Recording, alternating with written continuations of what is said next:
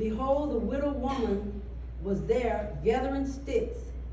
And let me back up one more time, because there's something I wanted to point out here in that 9th verse.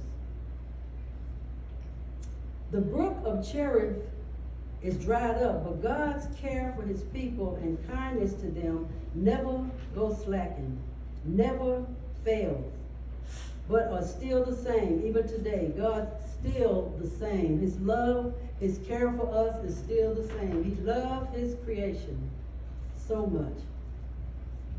When the brook was dried up, Jordan was not. Why did God send him there? Surely because he would show that he has a variety of ways to provide for his people, and is not tired to anyone. God will provide for him and for all of us. God will provide for his people. He could have went to Jordan, but God had another miracle that he wanted him to see. Sometimes God don't send us to the easy place. He don't send us on the easy path. And we wonder, well, why did I come this way? Well, why? Sometimes there's a reason. He may be saving your life on that path that you were going to go, but he have you to turn and go another direction that's going to take you way out of the way. But it saved your life. Yes. So we just never know.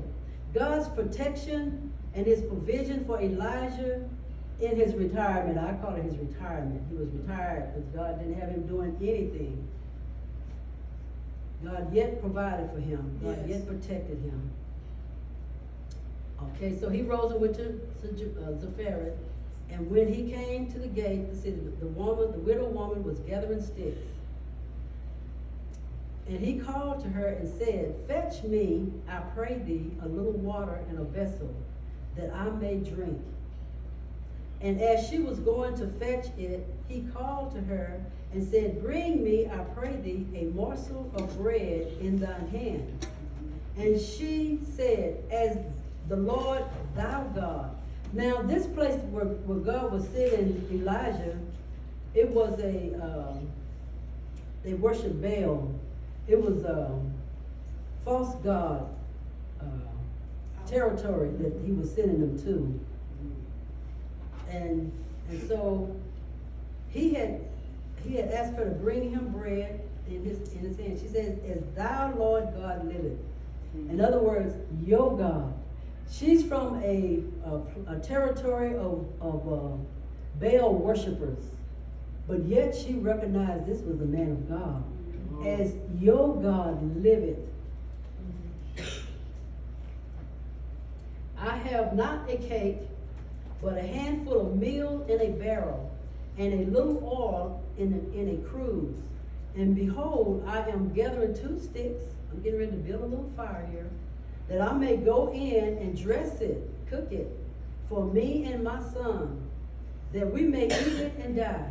And Elijah said unto her, "Fear not, go and do as thou hast said, but make me thereof a little cake first, and bring it unto me, and after make for thee and for thy son.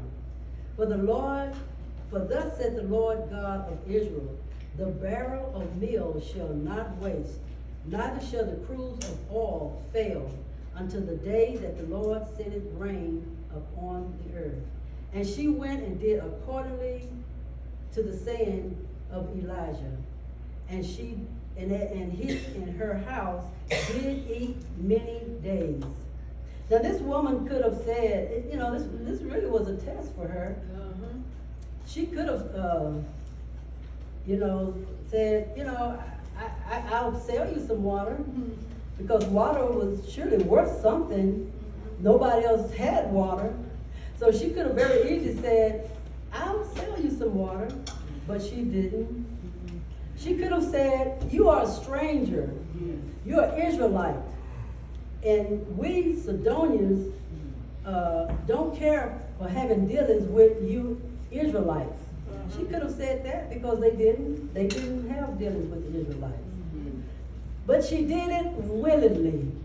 Why was she so willingly to fetch him this water and do what he asked her to do.